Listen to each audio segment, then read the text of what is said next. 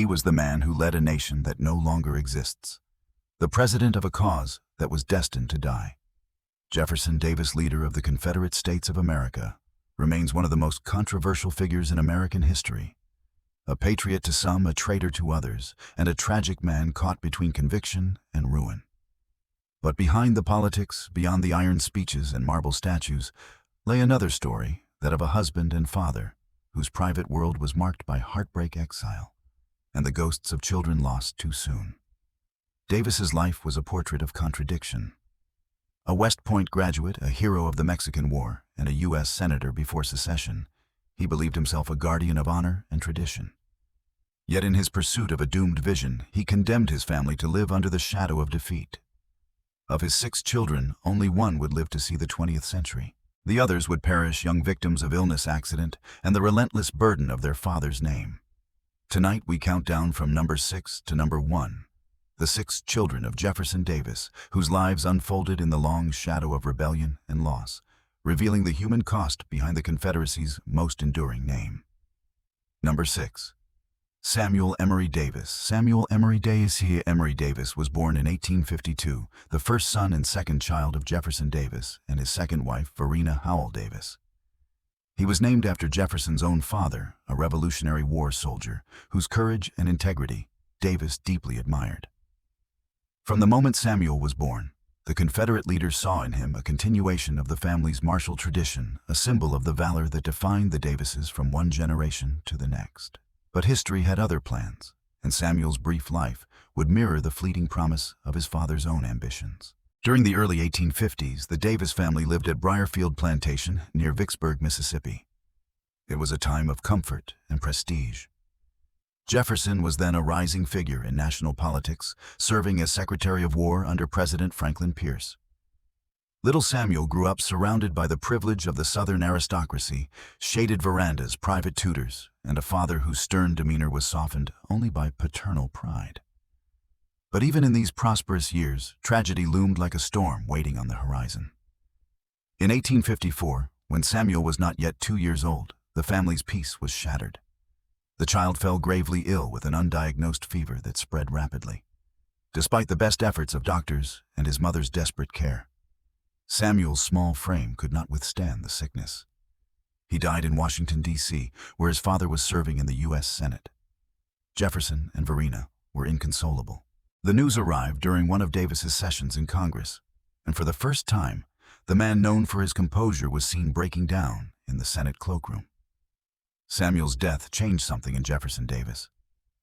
Varina would later write that after losing their first son, her husband's spirit grew more guarded, his tenderness hidden behind duty and faith. It was as if even before the Civil War tragedy had already marked the Davis family's path. Samuel's tiny coffin was laid to rest at Briarfield, the first grave in what would become a family story steeped in sorrow. Jefferson Davis never spoke publicly of Samuel again, but he carried the boy's name as a private scar. Years later, when another son was born, he would again name him Samuel, a quiet attempt to resurrect what had been lost. Yet no name could replace the child who had died before his father's fall, the first in a line of Davises to prove that the cost of destiny is often paid in the currency of love and loss. Number 5. Margaret Howell Davis. Margaret Howell Davis was born in 1855, 3 years after the death of her brother Samuel, and she would become the only one of Jefferson Davis's 6 children to reach adulthood and have children of her own. For a man surrounded by loss, Margaret was a rare source of endurance, the daughter who outlived the Confederacy, the war, and even the bitter legacy her father left behind. She was born in Washington, D.C., during the height of her father's political power. By then, Jefferson Davis was one of the most influential men in the United States Senate, a champion of Southern rights, and an eloquent defender of the slaveholding order that would soon tear the nation apart. But to Margaret, he was simply Papa Stern, but loving a man who demanded discipline and decorum from his children, even as he carried the weight of the country's unraveling politics on his shoulders. When the Civil War began in 1861, Margaret was 6 years old. She and her mother Varina followed Jefferson to Richmond, where the family took residence in the Confederate White House. For 4 years, she lived in the very heart of rebellion, a child among statesmen, soldiers, and spies. While her father commanded armies, Margaret learned to navigate a world of whispered fear and fleeting triumphs. Letters from that time show a precocious girl curious about politics, yet aware that her family's future depended entirely on a cause she was too young to understand. When the Confederacy collapsed in 1865, the Davises became fugitives. Margaret was 10 years old when her father was captured by Union soldiers in Georgia. Her mother was detained separately, and the children were briefly held under guard. The girl who had once played on the lawns of the Confederate mansion now found herself the daughter of a prisoner, branded a traitor. That experience would shape her life forever. After her father's release in 1867, the family moved frequently from Canada to Europe to the Gulf Coast, living in exile both literal and social. In those years, Margaret matured quickly, acting as her mother's confidant and emotional anchor. She inherited Varina's intelligence and grace, and despite her father's notoriety, she carried herself with quiet dignity.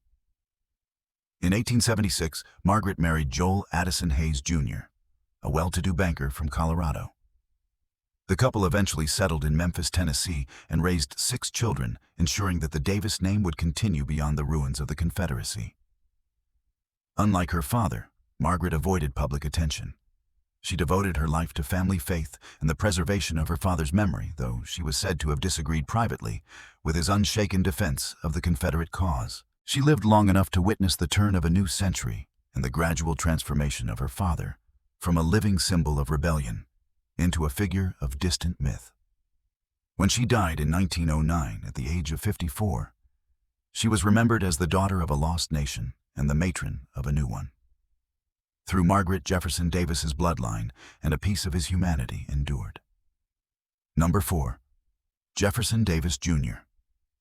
Jefferson Davis Jr. was born on January 16, 1857, in Washington, D.C. At the very moment his father's political life stood at a crossroads. He arrived into privilege and prophecy, the son of a senator who would soon become the president of a breakaway nation. Of all the Davis children, Jefferson Jr. was expected to inherit not only his father's name, but also his intellect and pride.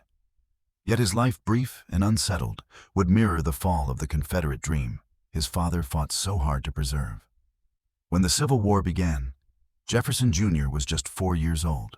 As the first son of the Confederate president, he grew up in the Confederate White House in Richmond, where the trappings of power surrounded him even as the world outside crumbled.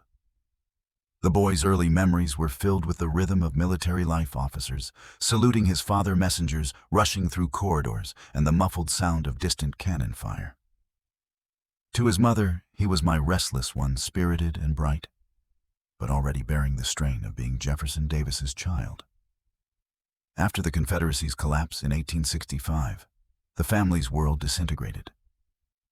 Jefferson Jr. experienced poverty, flight, and imprisonment before he had even reached adolescence. When his father was captured and confined at Fortress Monroe, the children were separated for months. Those years of uncertainty shaped the young boy's temperament, proud, defiant, and unyielding. Like his father, he despised humiliation, and the shame of defeat never fully left him. In the years following the war, Jefferson Jr. tried to find his place in a reunited country that had little room for the sons of Confederate leaders.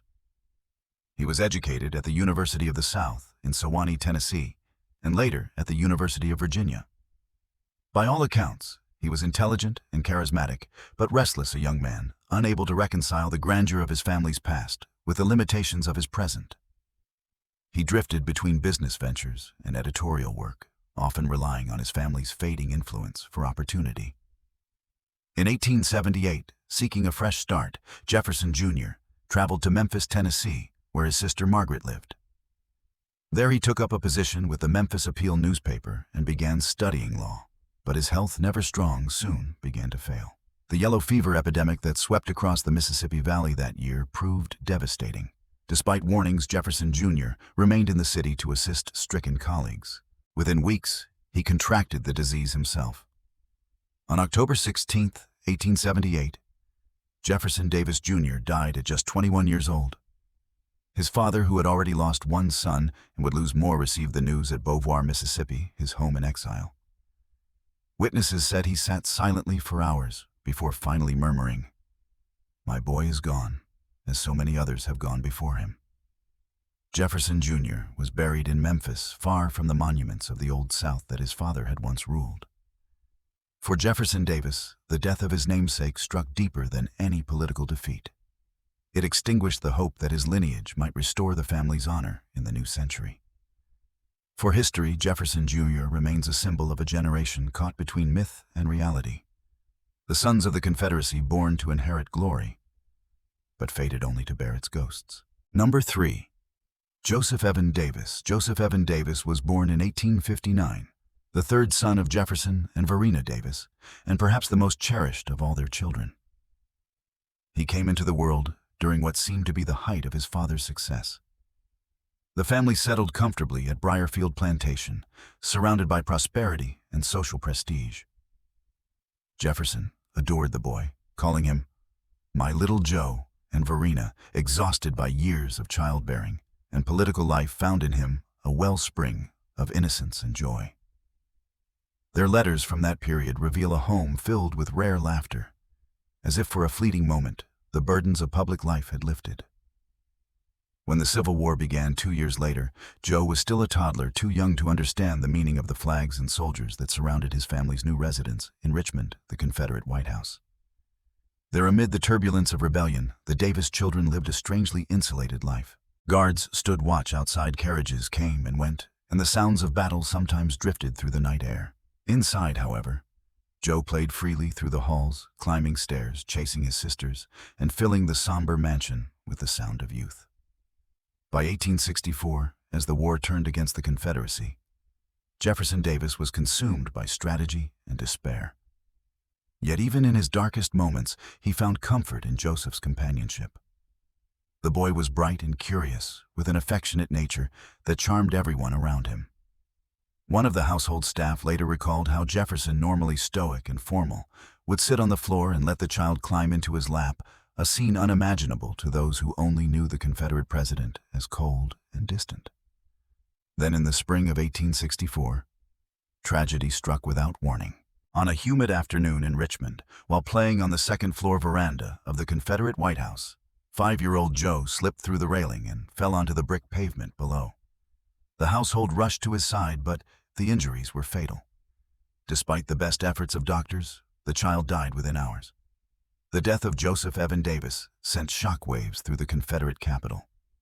Newspapers reported the accident in hushed tones, calling it a grievous loss to the president and his lady. For Jefferson Davis, the event was an emotional collapse from which he never truly recovered. His wife Varina was inconsolable.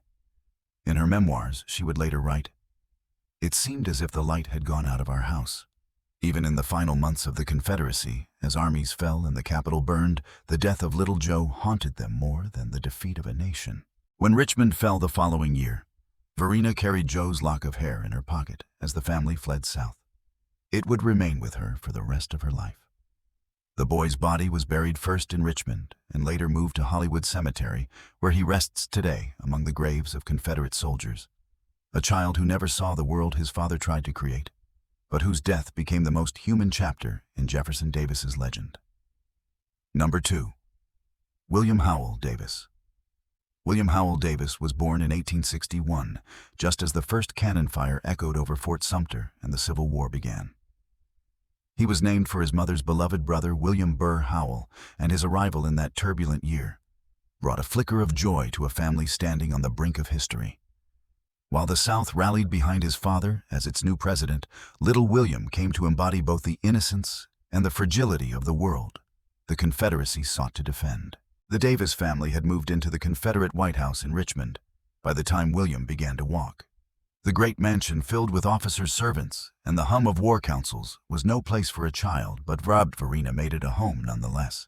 She created a nursery above the main floor, a refuge from the endless tension of government. There, William spent his days surrounded by toys, books, and the laughter of his sisters. To visitors, he was a reminder that, even in the seat of rebellion, life still found a way to be tender. As the war intensified, so did the strain on the family. Food grew scarce, the city filled with wounded soldiers, and the sound of distant artillery became a nightly echo. Jefferson Davis's visits to the nursery were rare, but when he came, his stern face softened. He would scoop William up, kiss his forehead, and tell him stories of the old Union, a Union that, despite the war, he could never fully stop loving. But tragedy had already set its course. In April 1862, when William was just a year old, the boy fell ill with a violent fever. The illness, likely malaria or diphtheria, swept through the city that spring. Doctors were summoned, prayers were said, but nothing could reverse the decline. After several days of agony, the child died in his mother's arms. His tiny coffin was carried out of the Confederate White House at dawn, a quiet funeral for a president's son, while the Capitol prepared for another battle. The loss of William Howell Davis deepened the shadow already cast over the family. For Varina, it was a wound that never closed. She later wrote that after William's death, Jefferson became more silent, as if the world itself had dimmed around him. The president's grief, though private, found expression in his letters. To a friend, he confessed, "The Lord has taken from me my comfort. I am left with duty alone." William's death also marked a grim pattern. The Davis children seemed bound to lives of sorrow. Within 2 years, his older brother Joe would die in an accident, and by the war's end, only Margaret and baby Winnie would remain. To Jefferson Davis, it felt as though Providence itself had passed judgment on his ambitions. William Howell Davis was buried in Richmond's Hollywood Cemetery, not far from his brother Joe, their graves eventually joined by the remains of their parents. His life lasted barely longer than a season, yet his death became one of the most poignant symbols of the cost of the Confederacy, not in soldiers and states, but in the tears of a father who, for all his power, could not save his own child. Number 1. Varina Ann Winnie Davis. Varina Ann Davis was born on June 27, 1864, in the waning days of the Confederate dream. She arrived as cannon fire thundered in the distance and her father's government teetered on the brink of collapse. She was the last child of Jefferson and Varina Davis, their final hope, their living reminder that even amid ruin, life endured. The Confederate capital of Richmond was already under siege, and the infant who came into that chaos would later be called something hauntingly symbolic, the daughter of the Confederacy. Her birth was a bittersweet miracle. 2 of her brothers, William and Joe, were already gone, victims of illness and accident, and the Confederacy was dying as well. Jefferson Davis, gaunt and exhausted, held his newborn daughter as news from the front worsened daily. To him she was both comfort and curse, born into defeat, destined to carry the name that history would never forgive.